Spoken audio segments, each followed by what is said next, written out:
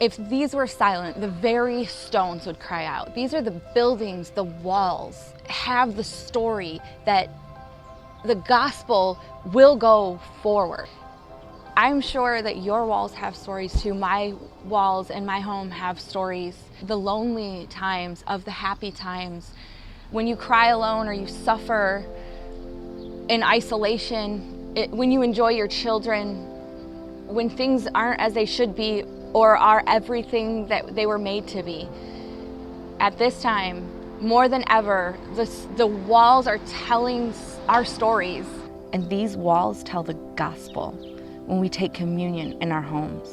It is an act of peace in our own lives, a declaration with personal meaning and global significance. As we sit and take communion, as a body, as the global church, we sit at the same table. Though we sit alone and we sit isolated in solitude in our own homes, we take communion together. So you can take these home, and whatever pieces of these you can engage in, start small, start somewhere. If you start by having conversations about these things, that is a great start because you're still remembering. If you go into prayer or liturgy, however you are comfortable, wherever you are, what's important here is you're making a declaration and you're making a contribution to the promise of God. You see, Jesus, when he initiated communion, he initiated it in the ordinary. He took the most common elements of his day, the bread and the wine, and he said, when you do these things, remember me. So he took the ordinary, and in the ordinary things of life, we have to remember what Jesus has done. The remembering, it's this looking back and this looking forward. And when we do that, we have hope because of what's been done and where we're headed. We realize that God is God, and we ask him to help us in our suffering. So this is, we have to begin with this anguish, despair, whatever it is we're wrestling with, whatever you're troubled with, and allow it to lead you then to trust and hope. Let it come off of your lips. No matter what happens in our world, the love of God goes on forever. And as we have that relationship with God, then out of that relationship, we can partake. And this is the point where we eat.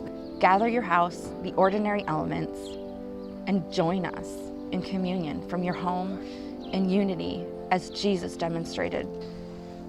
We take it, we bless it, we break it, and we give it. When we first take it, Jesus came, but that was an initiation of the redemption. It was initiated by God. And when we take it, we are accepting that the love of God is for us. We are accepting that the cross was for us. We are a better part of humanity, of the good of humanity, when we accept the cross. When we receive Jesus and what he's done and what it is for us. And then we bless it. And we allow there to be meaning in what we're doing, meaning in everyday ordinary life, and we proclaim that it's a vessel and a vehicle of God's Jesus-shaped love for the world, this communion, and we ask God to make meaning out of what we're doing. And then we break it. And this is the remembrance.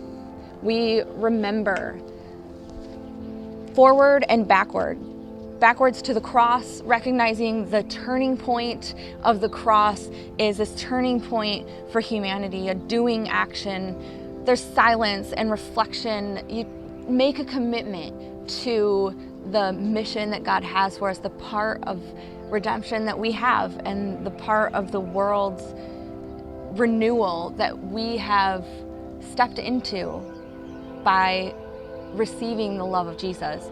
And then we give it. And this is the part where you partake.